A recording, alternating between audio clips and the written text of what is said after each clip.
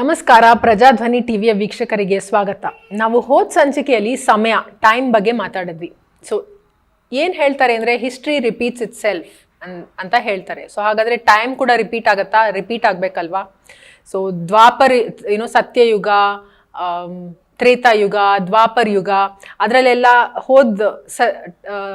ಯುಗ ಚಕ್ರದಲ್ಲಿ ಏನು ನಡೆದಿತ್ತೋ ಅದೇ ಈ ಯುಗ ಚಕ್ರದಲ್ಲೂ ನಡೆಯುತ್ತಾ ಅನ್ನೋದಕ್ಕೆ ಕೆಲವರು ಒಂದು ಕಥೆಯನ್ನ ಹೇಳ್ತಾರೆ. ಹೌದು, ಹೋದ ಯುಗ ಚಕ್ರದಲ್ಲಿ ಏನ್ ನಡೆದಿತ್ತೋ ಅದೇ ಈ ಯುಗ ಚಕ್ರದಲ್ಲೂ ನಡೆಯುತ್ತೆ ಅನ್ನೋದಕ್ಕೆ ಒಂದು ಕತೆ ಹೇಳ್ತಾರೆ. ರಾಮಾಯಣದ ಒಂದು ಕಥೆಯನ್ನ ಉಲ್ಲೇಖಿಸ್ತಾರೆ. ಅವ್ರೇನ್ ಹೇಳ್ತಾರೆ ಅಂದ್ರೆ, ಶ್ರೀರಾಮಚಂದ್ರ ಅವರ ಅವತಾರವನ್ನ ಸಮಾಪ್ತಿ ಮಾಡಬೇಕು ಅಂತ ನಿರ್ಧಾರ ಮಾಡಾದ್ಮೇಲೆ ಹನುಮಂತ ಇದಕ್ಕೆ ಮಾಡೋದಕ್ಕೆ ಹನುಮಂತ ತುಂಬಾ ಆಪ್ತನಾಗಿರೋ ಕಾರಣಕ್ಕೆ ಈ ಅವತಾರ ಸಮಾಪ್ತಿಯ ಮಾಡೋದಕ್ಕೆ ಒಂದು ಅಡಚಣೆ ಆಗ್ತಾನೆ ಅಂತ ಆ ಸಮಯದಲ್ಲಿ ಹನುಮಂತನ ಬೇರೆ ಕಡೆ ಕಳಿಸ್ಬೇಕು ಅನ್ನೋ ಕಾರಣಕ್ಕೆ ಶ್ರೀರಾಮ ಅವನ ಉಂಗ್ರವನ್ನ ತೆಗೆದು ಕೆಳಗೆ ಹಾಕಿದಾಗ ಅದು ಪಾತಾಳದ ತನಕ ಹೋಗ್ಬಿಡುತ್ತೆ. ಸೊ ಅದನ್ನ ತಗೊಂಡ್ ಬರೋದಕ್ಕೆ ಹನುಮಂತನನ್ನ ಶ್ರೀರಾಮ ಕಳಿಸ್ತಾನೆ. ಸೊ ಹನುಮಂತ ಅಲ್ಲಿ ತನಕ ಹೋಗ್ತಾನೆ, ಸಣ್ಣ ರೂಪ ಮಾಡಿಕೊಂಡು ಒಂದು ಕ್ರ್ಯಾಕ್ ಅಲ್ಲಿ ಪಾತಾಳದ ತನಕ ಹೋಗ್ತಾನೆ. ಅಲ್ಲಿ ವಾಸುಕಿ ನಾಗ ಇರ್ತಾನೆ. ಸೊ ವಾಸುಕಿ ಎಲ್ಲ ಸ್ವಾಗತ ಮಾಡಿ ಹನುಮಂತನನ್ನ ಕೇಳಿದಾಗ ಯಾತಕ್ಕೆ ಇಲ್ಲಿ ಬಂದಿದ್ಯಾ ಅಂದಾಗ, ನಾನು ಶ್ರೀರಾಮಚಂದ್ರನ ಉಂಗ್ರ ತಗೊಳಕ್ ಬಂದಿದ್ದೀನಿ ಅಂತ ಹೇಳಿದಾಗ, ವಾಸುಕಿ ಆ ಉಂಗ್ರ ಎಲ್ಲಿದೆಯೋ ಅಲ್ಲಿ ಕರ್ಕೊಂಡು ಹೋದಾಗ ಅಲ್ಲಿ ಒಂದು ದೊಡ್ಡ ಬೆಟ್ಟ ಇರುತ್ತೆ. ಆ ಬೆಟ್ಟ ಪೂರ್ತಿ ಬರೀ ಉಂಗ್ರನೇ ಇರುತ್ತೆ. ಸೊ ಆ ಬೆಟ್ಟದ ಅಲ್ಲಿ ನೋಡಿದಾಗ ಈ ಉಂಗ್ರನು ಶ್ರೀರಾಮಂದು, ಆ ಉಂಗ್ರನು ಶ್ರೀರಾಮಂದು, ಆ ಬೆಟ್ಟದಲ್ಲಿರೋ ಉಂಗ್ರ ಎಲ್ಲ ಶ್ರೀರಾಮಂದೇ ಆಗಿರುತ್ತೆ. ಸೊ ಹನುಮಂತನಿಗೆ ಗೊತ್ತಾಗಲ್ಲ ಇದೇನು ಇಷ್ಟೊಂದು ಉಂಗ್ರ ಇದೆ, ಯಾವುದು ನನ್ನ ರಾಮನ ಉಂಗ್ರ ಯಾವುದು ಅಂತ ಕೇಳಿದಾಗ ವಾಸುಕಿ ಹೇಳ್ತಾನೆ, ಯಾವ್ದು ಬೇಕಾದ್ರೂ ತಗೋ, ಎಲ್ಲಾನು ಶ್ರೀರಾಮಂದೇ ಅಂತ ಹೇಳಿದಾಗ ಅವಾಗ ಅವ್ನು ಹೇಳ್ತಾನೆ, ಪ್ರತಿ ತ್ರೇತಾಯುಗದಲ್ಲೂ ನೀನು ಹನುಮಂತನಾಗಿ ಬಂದಾಗ ಈ ಉಂಗ್ರ ಇಲ್ಲಿ ಬರುತ್ತೆ, ನೀನು ಬಂದಿದ್ದು ತಗೊಳಕ್ಕೆ ಇಲ್ಲಿ ಬರ್ತೀಯಾ ಅಂತ ಈ ಕಥೆಯನ್ನ ಸಾಮಾನ್ಯವಾಗಿ ಕೆಲವರು ಹೇಳ್ತಾರೆ. ಸೊ ಇದು ನಿಜಾನ? ಹಾಗಾದ್ರೆ ಪ್ರತಿ ಯುಗದಲ್ಲೂ ಸೇಮ್ ಕ್ಯಾರೆಕ್ಟರ್ಸ್ ರಿಪೀಟ್ ಆಗ್ತಾರ? ಲೈಕ್ ತ್ರೇತಾಯುಗ ಬಂದಾಗ ಶ್ರೀರಾಮನೇ ಬರ್ತಾರ, ದ್ವಾಪರ ಯುಗದಲ್ಲಿ ಮತ್ತೆ ಶ್ರೀಕೃಷ್ಣನೇ ಬರ್ತಾನ, ಕಲಿಯುಗದಲ್ಲಿ ಮತ್ತೆ ಯಾವ ಕಲ್ಕಿ ಅವತಾರ ಬರ್ತಾರೋ ಅದೇ ಕಲ್ಕಿ ಅವತಾರ ಬರ್ತಾರ ಅನ್ನೋದಕ್ಕೆ ಈ ಪ್ರಶ್ನೆಗೆ ಏನು ಉತ್ತರ ಅಂದ್ರೆ, ಯುಗ ಚಕ್ರ ರಿಪೀಟ್ ಆಗತ್ತೆ, ಆದ್ರೆ ಕ್ಯಾರೆಕ್ಟರ್ಸ್ ರಿಪೀಟ್ ಆಗಲ್ಲ. ಸೊ ಆ ಯುಗದಲ್ಲಿ ಯಾರು ಬರ್ತಾರೆ ಅವ್ರು ಮತ್ತೆ ಅದೇ ನೆಕ್ಸ್ಟ್ ಯುಗ ಚಕ್ರದಲ್ಲಿ ಅವರೇ ಬರ್ತಾರೆ, ಆ ಥರ ಆಗಲ್ಲ. ಯಾಕಂದ್ರೆ ಈ ಬ್ರಹ್ಮಾಂಡದಲ್ಲಿ ಟೈಮ್ ಅಂತ ಏನಿದೆ, ನಾವು ಕಲ್ತ್ವಿ ಹೋದ ಸಂಚಿಕೆಯಲ್ಲಿ ಟೈಮ್ ಬಗ್ಗೆ ಮಾತಾಡಿದ್ವಿ. ಟೈಮ್ ಅನ್ನೋದಿದೆ, ಆದ್ರೆ ಅದು ಸೈಕ್ಲಿಕಲ್ ಅಲ್ಲ. ಸೈಕಲ್ ಅಂದ್ರೆ ಒಂದು ಹಿಂಗೆ ಚಕ್ರ ಹಿಂಗೆ, ಆದ್ರೆ ಅದು ಹೀಗಲ್ಲ, ಅದು ಸ್ಪೈರಲ್. ನೀವು ಒಂದು ಸ್ಪ್ರಿಂಗ್ ನೋಡಿದ್ರೆ ಹೇಗೆ ಸ್ಪೈರಲ್ ಆಗಿ ಹೋಗುತ್ತೆ, ಆ ಥರ ಟೈಮ್ ಇರೋದು.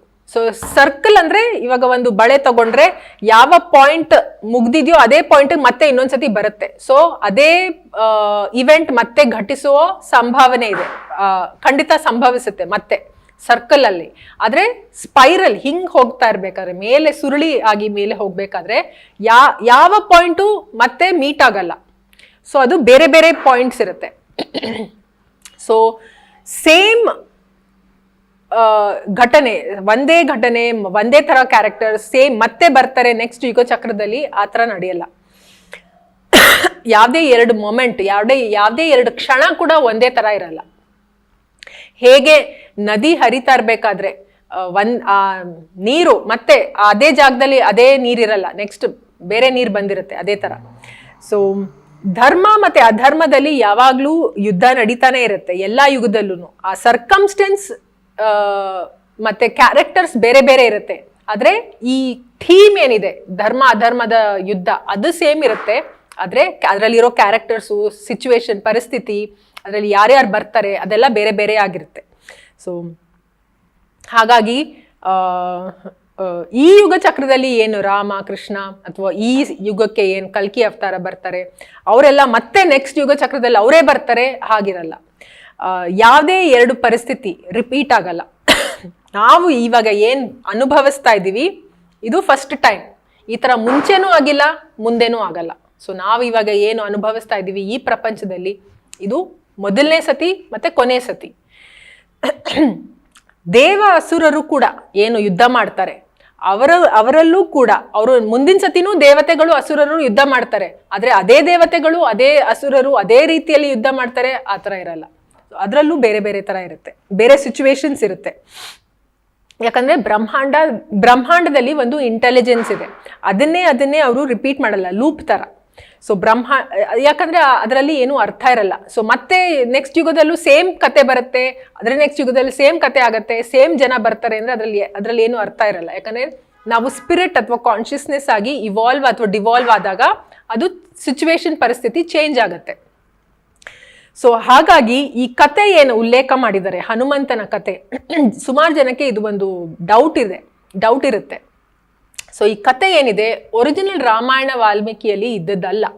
ಇದು ಸುಮಾರು ಕತೆಗಳೆಲ್ಲ ಈ ಪುರಾಣದ ಕತೆಗಳಲ್ಲಿ ಆ್ಯಡ್ ಮಾಡಿರ್ತಾರೆ ಕೆಲವೊಂದು ಕತೆಗಳನ್ನೆಲ್ಲ. ಸೊ ಇದು ಆ ಥರ ನಡೆದಿರೋದು. ಸೊ ಹಾಗಾಗಿ ಕಲಿಯುಗದಲ್ಲಿ ಕಲ್ಕಿ ಅವತಾರ ಬಂದವರೇ ಈ ಕಲಿಯುಗದಲ್ಲೂ ಕಲ್ಕಿ ಅವತಾರ ಆಗಿ ಬರ್ತಾರ ಅಂದರೆ ಇಲ್ಲ, ಆ ರೀತಿ ನಡೆಯಲ್ಲ. ಅದು ಬೇರೆ ಆಗಿರುತ್ತೆ. ಇದು ಇನ್ನೊಂದು ಪಾಯಿಂಟ್ ನಾವು ಗಮನದಲ್ಲಿ ಇಟ್ಕೋಬೇಕು.